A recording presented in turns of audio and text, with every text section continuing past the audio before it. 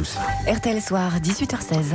Ouverture du procès de Mehdi Nemmouche, le terroriste du musée juif de Bruxelles aujourd'hui. Commémoration hier de l'hyper-cacher, passé d'ailleurs quasiment inaperçu. Premier invité d'RTL Soir, c'est le président du CRIF dans un instant. Il est 18h20 dans RTL Soir. Votre premier invité, Marc-Olivier Fogiel. Et le premier invité d'RTL Soir, c'est le président du Conseil représentatif des institutions juives de France, le CRIF. Bonsoir Francis Khalifa. Bonsoir. Pour commencer, je m'y fais pas. Vous arrivez ici à RTL, je vois derrière vous votre garde du corps. Ça veut dire quand on est une personnalité juive en France représentative, on est obligé d'être protégé en 2019. Protégé, oui, 24 heures sur 24. On est protégé continuellement et cette protection s'explique par le nombre de menaces aussi que je reçois quotidiennement, tant sur les réseaux sociaux que par lettres anonymes. Et je crois qu'on fait partie de ces gens qui sont menacés dans notre pays. Plus dans ce climat actuel d'ailleurs de contestation de la République à travers les Gilets jaunes, on a vu beaucoup qu'elle s'exprimait chez certains ces Gilets jaunes, cette montée de haine qui vise aussi, pas que évidemment, mais aussi les Juifs. Vous ressentez ça, vous ? Oui, bien sûr, on a senti justement une déferlante antisémite à l'occasion de ces manifestations. Alors, on sait, je crois qu'il faut pas tout confondre, on sait bien évidemment que ce mouvement des Gilets jaunes qui a une légitimité que tout le monde lui reconnaît puisqu'il est l'expression d'une détresse sociale, n'est pas lui qui véhicule cet antisémitisme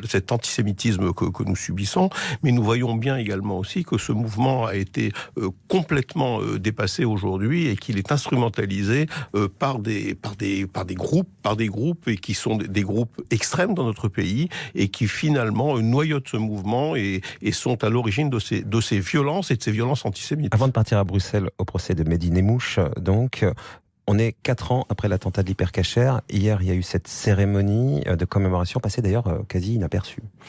Oui, c'est une cérémonie 4 ans après où finalement, le gouvernement s'est mobilisé puisque la garde des Sceaux était là, le ministre de l'Intérieur était là, d'autres secrétaires d'État étaient là.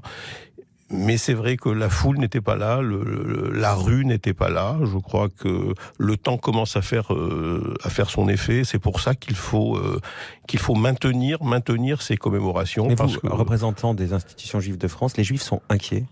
Oui, je dois le dire sans mesure ici. Il y a une véritable inquiétude aujourd'hui dans notre pays parce que nous voyons que 4 ans après Charlie Hebdo, 4 ans après l'hyper-cacher, la situation non seulement ne s'est pas améliorée, mais nous sentons que ça va de mal en pis. Avec des départs pour Israël, pour certains de la communauté juive, ce qu'on appelle l'Alia, vous sentez une recrudescence, comme il y a eu à un moment donné, ou alors ça part... On se retrouve pas dans la même situation que l'on avait connue après les attentats directement, puisque là, la communauté juive qui appartient, je dois le rappeler, à la communauté nationale, est visée au même titre aussi, même si elle est une cible privilégiée, mais elle est visée au même titre que l'ensemble de la communauté nationale.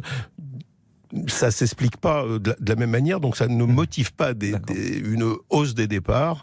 Mais en tout cas, l'inquiétude est là, on l'entend. Le musée juif de la capitale belge, lui, il a été visé précisément, vraisemblablement par Mehdi Nemmouche, on verra ce que dit le procès.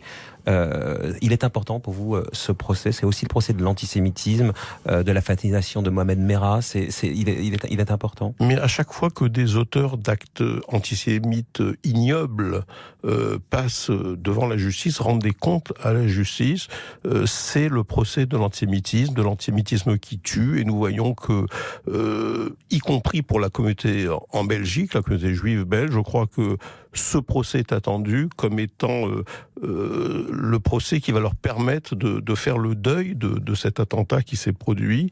Et je crois que c'est important que ça se fasse. Maintenant, ce que l'on peut déplorer, c'est que la défense de Mehdi Nemmouche finalement essaie d'entraîner... minimiser l'aspect antisémite. D'ailleurs, vous avez dit évidemment que ces deux avocats ont reçu une quenelle d'or de la part de Dieudonné. Tout à fait. C'était les avocats de Dieudonné lorsqu'il était jugé lui-même en Belgique.